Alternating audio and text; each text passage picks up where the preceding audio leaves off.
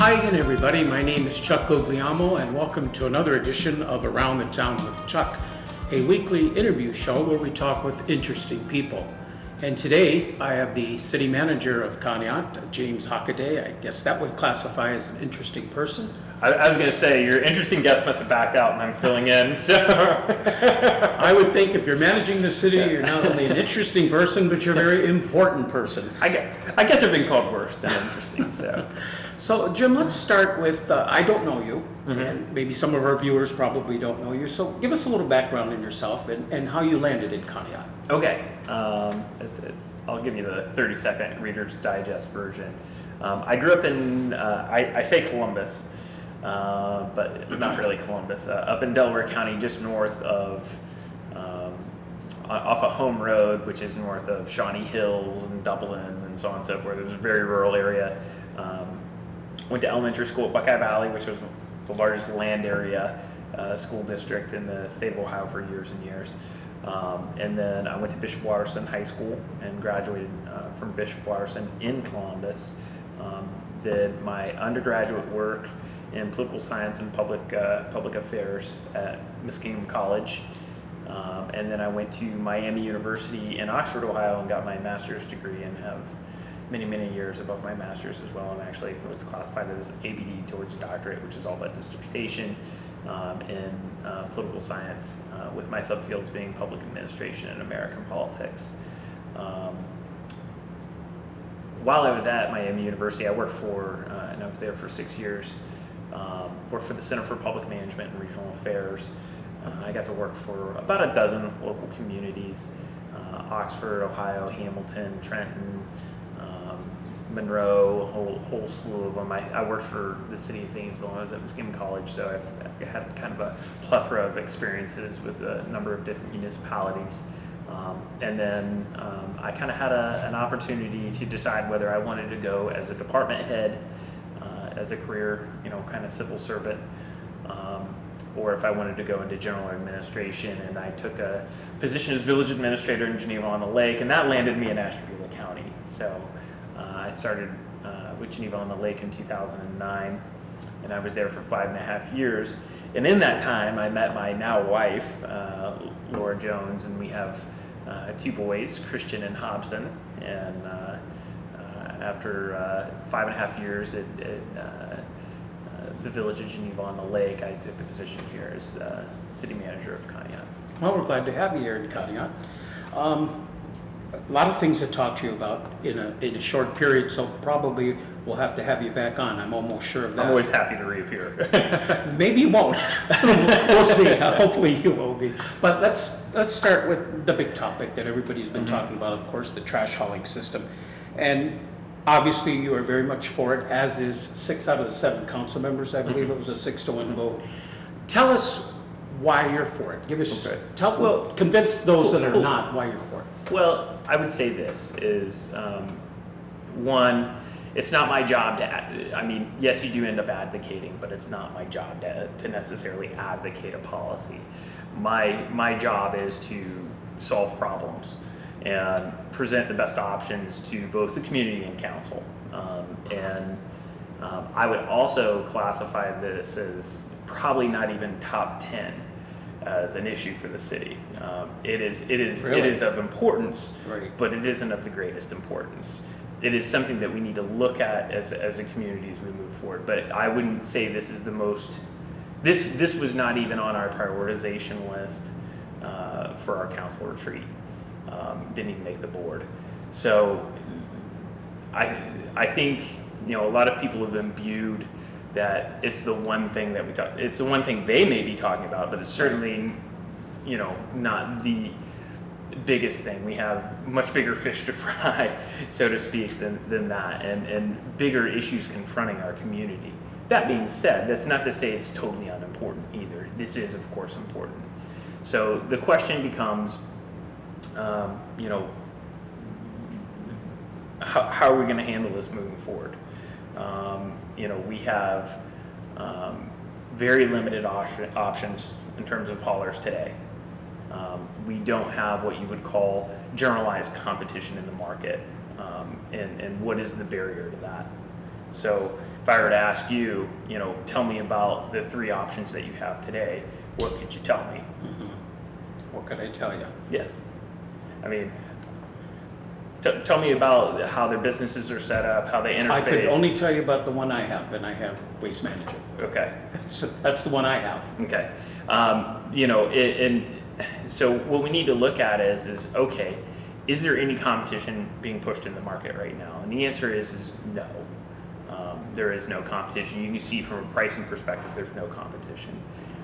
That being said, it's not really an argument about competition. Let's talk about recycling services. We are going to be one of the only municipalities in Asheville County, let alone the state of Ohio, that doesn't have a recycling program. Obviously, as part of the Asheville County Solid Waste District, and it just so happens that our solid waste district is coincidental with our county. Not all solid waste districts are. They have a threshold that they have to meet, and their threshold is 90% of residents of Asheville County have to have access to recycling services. Okay, that is what's in their agreement with the Ohio EPA. So looking at that, they then develop a plan, a solid waste district plan, and this all happens above the city of Conneaut. We have one liaison member, board member to the solid waste district.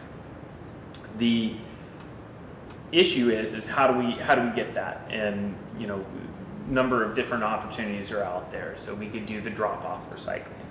The problem is the county solid waste district cannot afford to do drop-off recycling for the city of Conneaut alone. If city of Conneaut is doing drop-off recycling, we have no money for the rest of the county because we are so large and we generate so much. It costs them too much. It immediately drives them into the red. So how do we achieve that? We achieve that by requiring a curbside option. Okay, now when saying a curbside option, it has to be an in earnest curbside option that people are actually using. And there's, they would have to verify that is happening. So we have a couple of different things going on. We have some of the highest garbage prices in the county, if not the highest garbage prices in the county. We have no access to recycling services. We've had consistent problems with basically the unaffordability of it. And people are filling up their basements and sheds and so on and so forth and not properly disposing of it. And that's all kind of that barrier to entry stuff. So how do we deal with that? How do we do that? We do the same thing that most of the other municipalities in the state of Ohio have already done, which is basically you create a market. So we're saying you have exclusive franchise for everybody in the city of Conneaut. And then we put that out there on the public auction block. Anybody can bid. There's no cost to bidding other than your time to fill out the paperwork. And it does have bid bonds. I mean, you have to be legitimate. You can't, there would be certain standards. You have to have a truck. The truck has to meet a certain spec. It's got to have lights on it. It's got to, all those kinds of things. So you put it out there, and every 3 or 5 years at the city's sole discretion, you'd put that back out there for rebid. And the key is I can't get another hauler to come to Conneaut right now.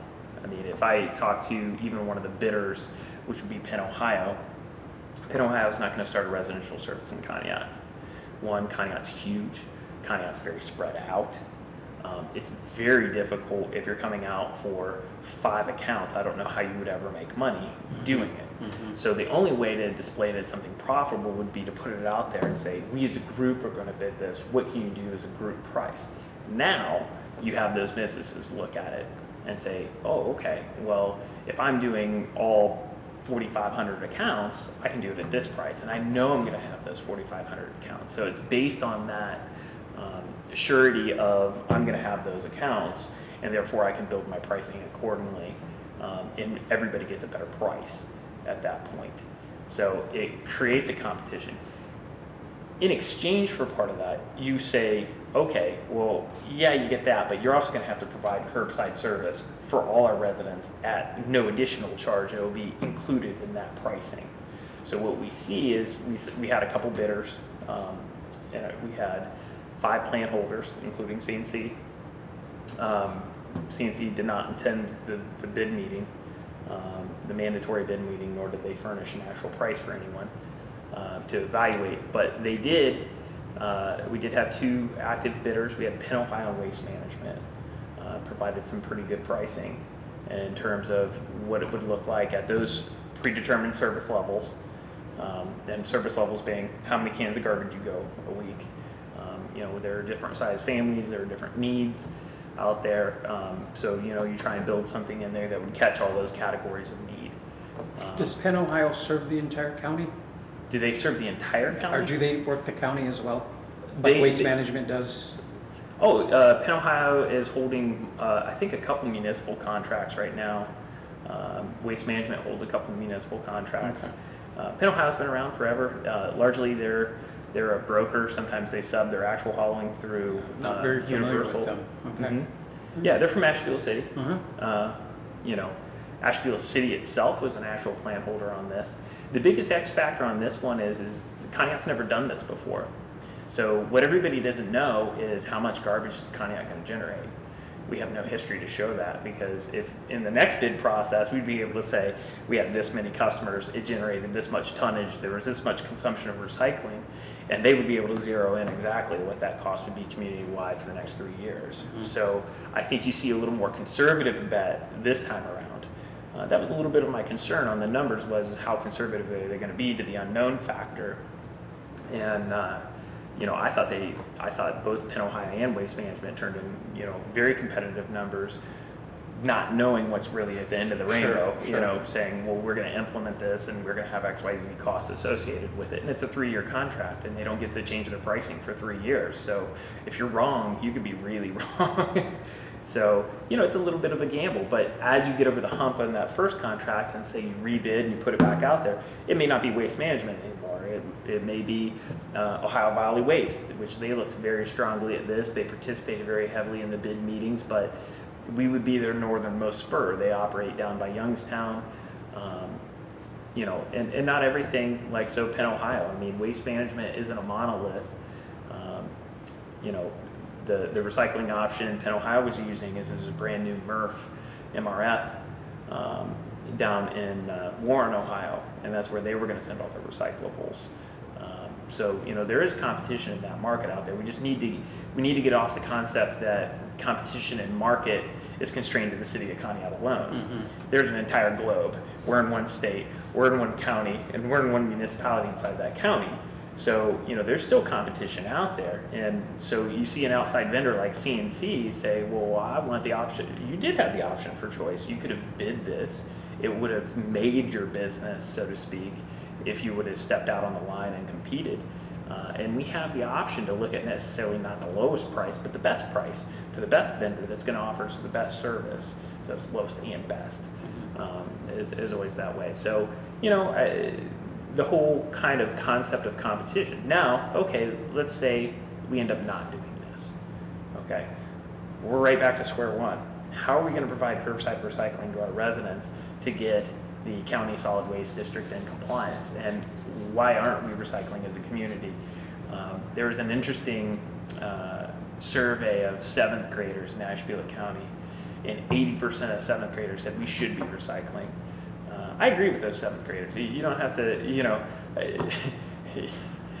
have to be a rocket scientist to figure out that at some point that kid's got to live here, and his kid's got to live here, and that kid's got to live here. So we can't just throw it all in the landfill. That's probably not going to work out in the long term. At some point there is some benefit to doing it.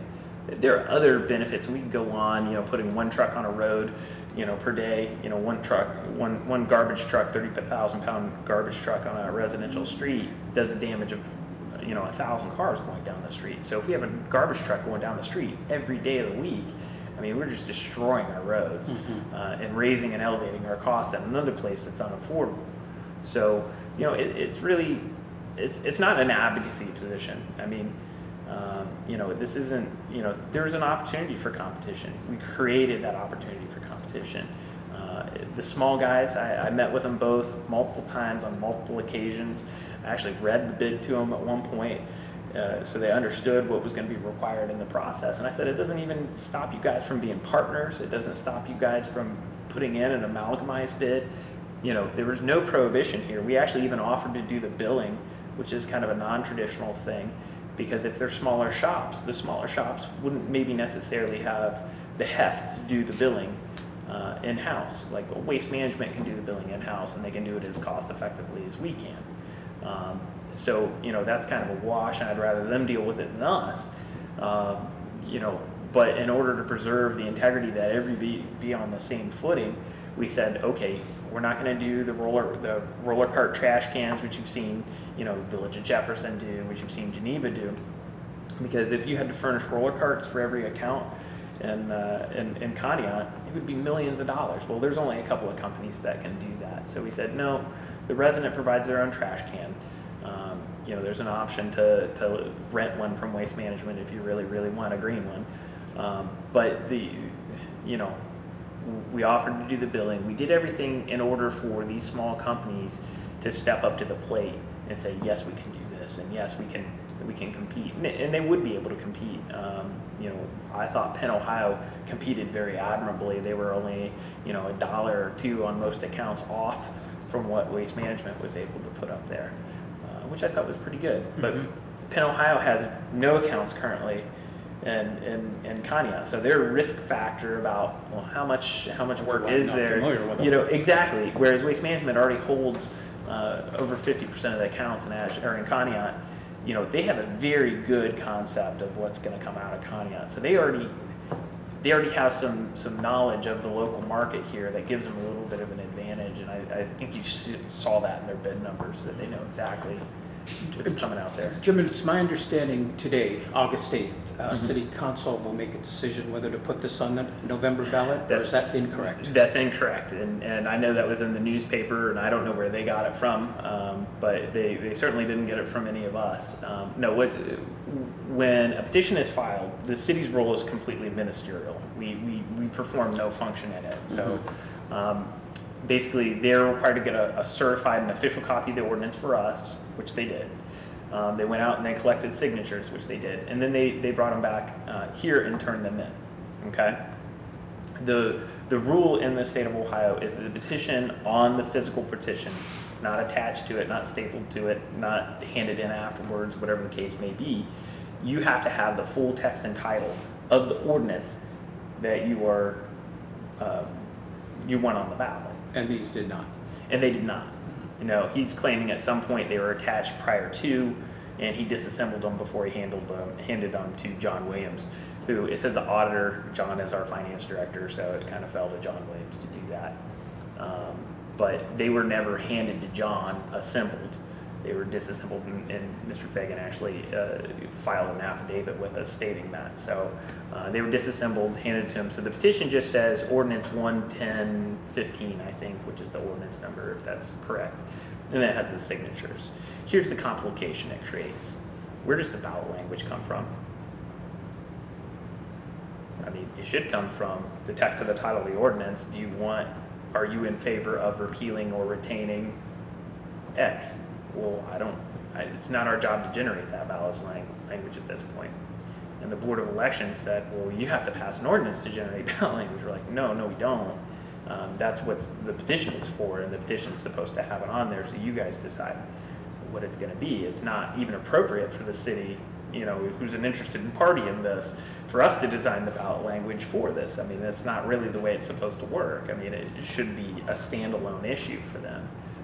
So we'll see what they say. That the ball's in their court. We don't really have anything to do with it, so we'll see what they say. So we don't know if it's going to be on the ballot or not as of today. Yeah, and that would be the Board of Elections and the Secretary of State's job. If I had to guess, in these things, and certainly, the City Council. I mean, this is not something. If they say it's going to be on the ballot and it's a legitimate issue, we would never stand in the way of that. I mean, that would be undemocratic in our mind to say, okay, if it meets the muster with the Board of Elections and the Secretary of State, then it should go on the ballot, and that's fine. So, but I don't know. I have no idea. Your guess is as good as mine. Okay. Let me give you a couple quotes that I picked up from you. Sure. And see if you can comment on them for us. Okay. Ordinance ramifications go beyond any debate over residents' right to choose a trash hauler. I have no idea, and I can't imagine saying that unless that was on live TV. Okay. Was that in a newspaper? This was in the newspaper. Which one? I want to say the Star Beacon. I'm not positive. It could have been the I don't- Courier. I don't How even- about this one? Residential trash hauling is about more than choice. It is about more than choice, and I think we've just talked a lot about that. We've talked about, the having recycling and having a recycling alternative made available to residents. We're talking about affordability.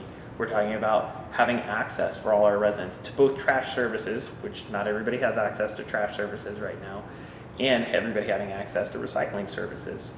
So the ability, I'm amazed at how excited some people are about picking the color of the truck that rolls down the street.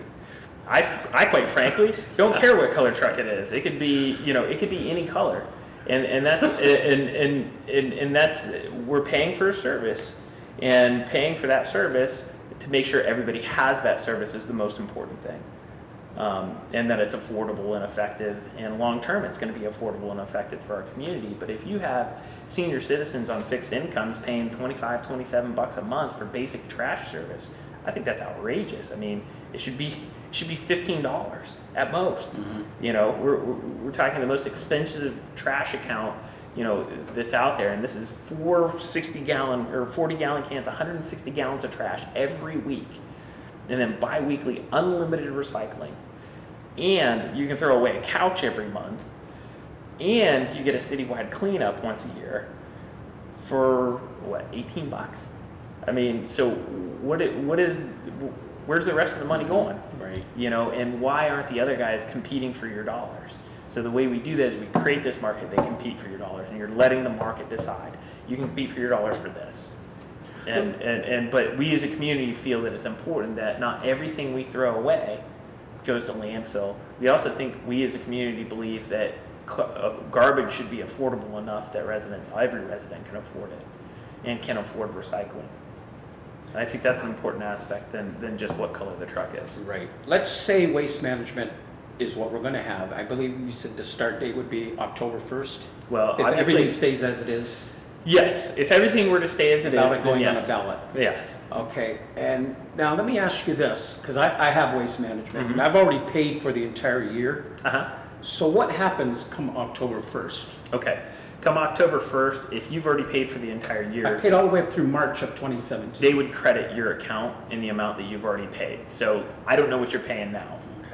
I'll throw a number out there. We'll throw a safe number out there. Let's say you're paying $20 a month now. I can tell you what I'm paying a year, about $255, but I don't know what that comes out Okay. to. So we'll go with the easy math off camera. So you're paying $20 a month now, and October 1st, it gives you 3 months. So you get $60 left on your account. Let's say, what kind of service do you have? Do you have like one of the rolly carty things? Yeah, right. Okay, so you have the rolly carty thing, Right. whatever, toter, whatever you want to call Right. it. I get in trouble for that all the time because apparently one of them, I think Toter is a name brand. It's like saying Xerox, but I don't get it. Anyway, so the little roller cart thing, that account is like $15.10. So you would end up with a $5 credit for each month, and it would just roll into the future. Now, waste management, if yours is a waste management roller carter thing, do you have waste management's cart? No, I have my own. Oh, you have your own? Yeah. Okay. So if you have one of Waste Management's carts, they don't sell their carts. So they, if you want one of the green ones with the logos on the side, you can pay an additional $2 a month and they'll drop you one off. The reason why they don't sell them is they service them. So when the wheel gets broken off or the lid gets broken, they just give you a new trash can. They just replace them. Whereas if you're using your own and not paying the $2 a month, you're at your own risk on them. So if they get smushed or something like that, you have to bear the cost of replacing your own trash can. But, Another question on if we do Sure. have this plan. Hmm? Will it be on our taxes? Will the bill be on our taxes? how would that? No. It would not be on our No. taxes. That's no. And no. I asked that because wouldn't that assure everybody have trash service? No. It would not. Not everybody pays Okay, now you taxes. got to explain that one to me. How if you rent, you don't have property taxes. How will we get billed? How you get billed quarterly by Waste Management. By them, okay, Yeah. so it wouldn't be Yeah. on another utility bill? No, we threw that option out there for the city doing, and you know, some people latched onto that. Oh, they're tying it to my water bill. Well, it's not just a water bill. Actually, you get 3 bills on that bill if you look at it. Mm-hmm. You get a water bill, you get a sewer bill, and you get a street lighting bill. Right. So what we would do is we just activate another line item on our billing system and say if we were going to do it in-house, then that's what we've done. But that's not what we did. Because Waste Management was the low bidder, they can do it for arguably the same cost. We don't inherit any risk on it. You pay your bill. If you don't pay your bill, then they cut your service off and you don't have any trash on it. They will also report out that your account has just gone inactive, which means we would come look and say, well, why did they go inactive? Is it because they're not paying and they just don't want to pay for trash and now they're, you know, throwing it in the holler down there, or, you know, what are they doing with their trash now? You know, some of them, it's going to be a legitimate thing. I went out of town for the winter. I, you know, put a hold on my account, or somebody passed away, so there's no longer anybody occupying that. But we will be able to actually see that. So they would report when an account is no longer active to us. So we would see who has trash and who does not have trash. That's all. Mm-hmm. But no, at no point can we apply it to your bill or to your taxes. Now, here's an important thing to recognize. Only surprised by that. Only certain things can be assessed. So, and each utility is different. Sewer, you can don't pay your sewer bill. Guess what? We're going to append it to the property tax. Water's kind of the same way. You know, so some you can and some you cannot do that with. Some things follow by assessment, some don't, but it's all determined by the Ohio Revised Code. I can tell you trash is not one of those services that you can assess for. Go ask the city of Ashtabula, who actually has their own sanitation department. They don't have the ability to assess. So what would happen, say, if my neighbor isn't paying his bill? He's not going to get his trash picked up, right? Correct. But if it's on his taxes, here's the thing: it's much going to get it. It's much easier. So in water, we furnish you the water. It spends a little meter. We come read the meter to see how much you used, and then you pay based on how much you used. And sewer is a reflection of whatever you consumed in water. Street lighting is a flat rate per unit, okay, per parcel and unit measure. So those are all kind of that one's predetermined. Water is consumption based. Trash is a subscription service because you have to tell us what level of service you're going to consume in advance of you consuming it. Does that make sense? Mm-hmm. So when you pay your trash bill, you're paying in advance, just like you are now. You're paid through the end of the year. Right. So if you don't pay January 1, you haven't paid for the next quarter, guess what? The truck doesn't stop at your house anymore. You don't have the service, and they report you out, hey, you know, Chuck doesn't have that service anymore. Right. And we should go find out why. So with your plan coming in, say next year, is it best to pay for the whole year, or however you want to pay it, monthly, quarterly? What's best? It's a fixed price. So I always thought yearly was best. But yeah. Well, I mean, that's because they would give you a discount before, you know, most haulers would give you a discount. Right. You want to know why the discount was so heavy? It's because they don't have to come around and beat you up for your money because you're not paying every month, or you're late paying, or you're so on and so forth. So that is a reflection of the administrative costs that they have cut. Here, all the rates are fixed. They can only charge what is in that contract. It is a flat rate. So if you pay it monthly, if you pay it quarterly, if you pay it annually, you can do it however you want, but it's going to be the same price, and that's the beauty of it. And it's the same price for 3 years at a time. And then there's a year 4, year 5 option, which could be exercised by the city. But again, based on the conversation that we've had, we would have all that data. Mm-hmm. Waste Management would be required to give us the haul data. We'd be able to see all that. Then in the next time we bid that, we would print out exactly how much garbage we produce, exactly how many, you know, this and that, and we'd have all that data and information. Now all the bidders are on that exact equal footing because they know exactly what conning out looks like. This is the most common format of trash service. I would say probably around the state of Ohio and around the country is most places require this. This is not a debate. That recycling is seen as a given and something that is ostensibly good, and competition happens at the level of communities rather than a door-to-door competition. This has been good stuff and good information you're giving us on this.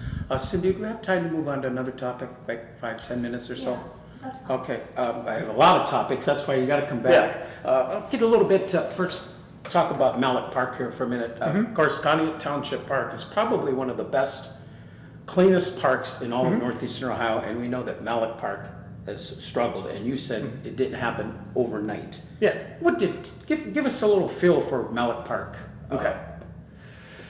Let's see. Mallet Park came about in the 80s, and it had several different programs. It was constructed through CDBG grants attained by the city.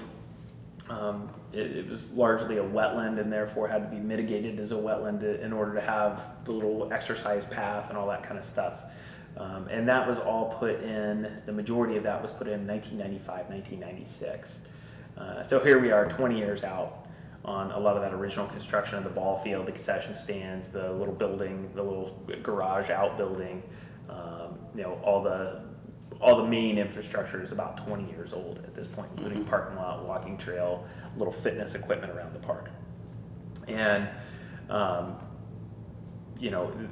we look at the shingles on those buildings, we look at all those things, and it's ready for not just maintenance, but capital dollars to be put into it. So the parking lot needs resurfaced. Oh, complete overhauls. Yeah. I mean, this isn't like a coat of paint isn't going to do it here. No. So, and I want everybody to stand in recognition of the fact that this isn't because we didn't put a coat of paint on it last year. Those shingles are a 25-year shingles, and guess what? Your 25 years are up, and now it's going to cost $10,000-$11,000 to put new roofing on those, and then it's going to need new siding. There are other issues out there.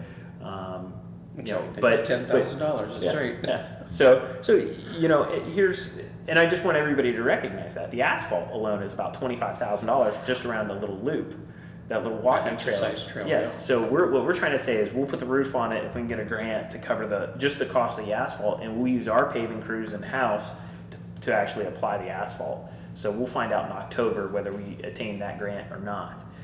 So this is part of a discussion that's been ongoing for a while. Is how we're going to do this. So let's look at our Parks and Rec budget as a whole.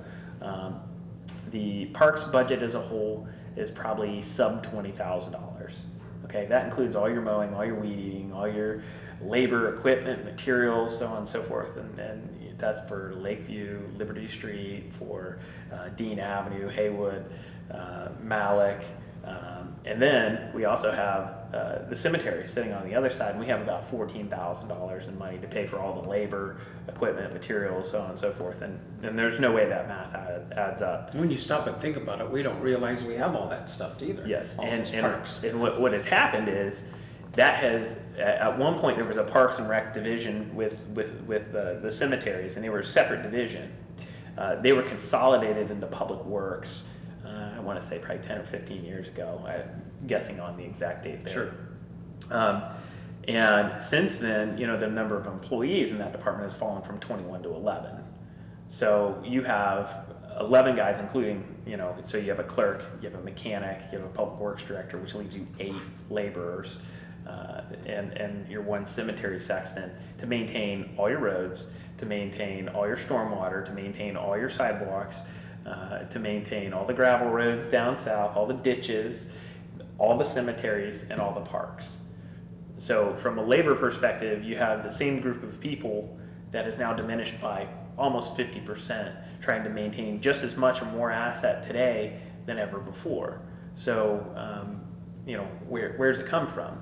And while I can kind of say, where do you want me to take from? My budget didn't go up. So if we want to do something different, we want to put somebody full-time over there or something like that, well, where am I taking them from?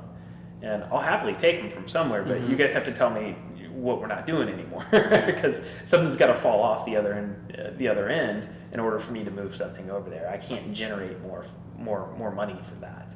Our revenue is fixed, and it is what it is.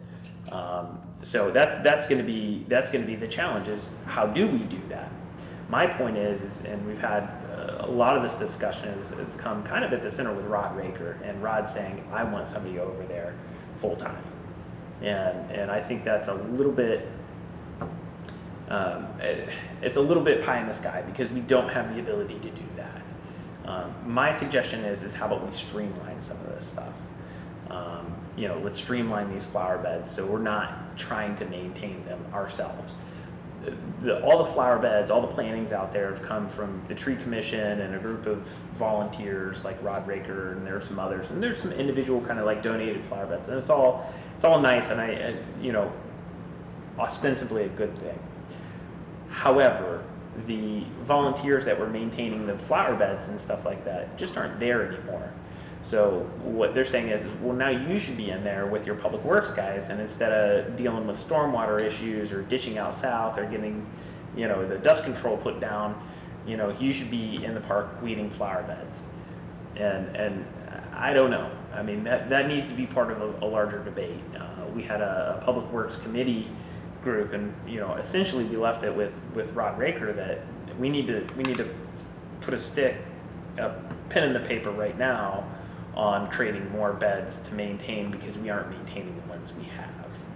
And I think that needs to be part of the discussion. If we can engage some volunteerism to help us clean out these beds, put down a permanent mulch system, things that are less maintenance in the long run for us. I don't foresee us doing what Ashtabula City is doing, which is putting on a parks levy. We're not in the position to do that right now. My primary concerns are two things. One, you have a city school system that's coming up for its first operations levy in like 17 years, and they're going to be on the ballot. And then after that, the roads levy will need to be renewed.